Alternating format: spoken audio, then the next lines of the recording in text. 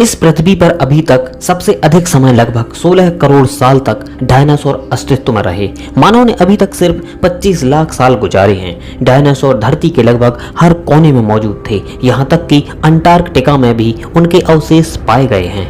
Dinosaur कई तरह के होते थे, कुछ बहुत ज्यादा विशाल तो कुछ मानव से भी छोटे होते थे। कई डायनासोर की पूंछ 45 फीट से भी ज्यादा लंबी होती थी, जो भागते समय उनका संतुलन बनाने में मदद करती थी। इस पृथ्वी पर निवास करने वाले सबसे विशालकाय डायनासोर कैसे खत्म हुए, यह आज भी रहस्य के पर्दों में कैद है। हालांकि वैज्ञानिकों द्वारा की जा रही खोज के कारण समय समय पर इस रहस्य से पर्दा उठता रहता है। आज से करोड़ों साल पहले इस धरती से डायनासोर के अंत का पता लगाने के लिए वैज्ञानिक कई खोज कर चुके हैं और इनके रहने का प्रमाण भारत से लेकर अमेरिका तक लगभग धरती के हर कोने से मिला है। वैज्ञानिकों की यह खोज अभी भी जारी है। इस क्षेत्र में सबसे नवीनतम खोज मेक्सिको में की गई। मेक्सिको की खाड़ी में एक क्रेटर में मिली एस्टेरॉयड की धूल से पता चला है कि इसने 6.6 करोड़ साल पहले डायनासोर और धरती पर 75% जीवन को नष्ट कर दिया था। मेक्सिको के युकाटन प्रायद्वीप में मौजूद यह क्रेटर लगभग 200 किलोमीटर चौड़ा है। इसके सबसे अच्छे से संरक्षित इलाका चिक्सोलप के बंदरगाह के पास है। मेक्सिको के इस क्रेटर में 900 मीटर नीचे चट्टान के कोर के नमूनों का अध्ययन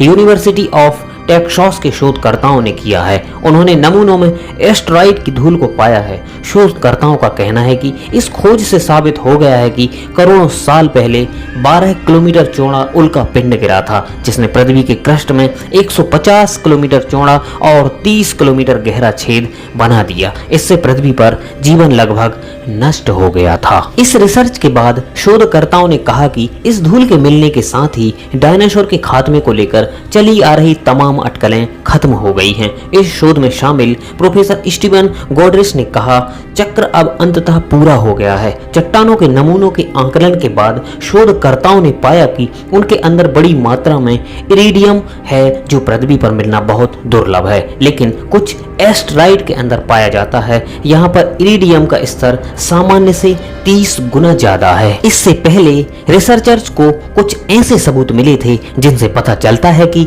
एस्टेरॉयड के गिरने जैसी किसी घटना से पृथ्वी पर जीवन की शुरुआत हुई होगी। इस एस्टेरॉयड के धरती पर गिरने से क्रेटर बना। डायनासोर के लुप्त होने के मुख्य कारणों को जानने के लिए वैज्ञानिकों ने अब तक दुनिया भर के 52 स्थानों में भूगर्भिक परत के नमूनों का अध्ययन किया है। वैज्ञानिकों का कहना है कि चट्टानों में सल्फर की मात्रा कम होने का भी पता चला है, जबकि चूना पत्थर के आसपास के क्षेत्रों में इसकी मौजूदगी अधिक थी। संभव है इसी कारण वैश्विक स्तर पर ठंडे मौसम और तेजाब जैसी बारिश होने के कारण पृथ्वी पर रहने वाले डायनासोर समेत अन्य जीवों को भारी नुकसान पहुंचा। इस पृथ्वी पर अभी तक सबसे अधिक समय लगभग 16 करोड़ साल तक डायनासोर अस्तित्व में रहे। मानव ने अभी तक सिर्फ 25 लाख साल गुजारे हैं। डायनासोर धरती के लगभग हर कोने में मौजूद थे, यहाँ तक कि अंटार्कटिका में भी उनके अवशेष पाए गए हैं। डायनासोर कई तरह के होते थे, कुछ बहुत ज्यादा विशाल तो कुछ मानव से भी छोटे होते थे। कई डायनासोर की पूंछ 45 फीट से भी ज्यादा लंबे होती थी, जो भागते समय उनका संतुलन बनाने में मदद करती थी। डायनासोर के जीवन चक्र के बारे में अभी तक पता नहीं चला है, लेकिन कुछ वैज्ञानिकों का दावा है कि ये लगभग 200 साल तक जीवित रहते थे।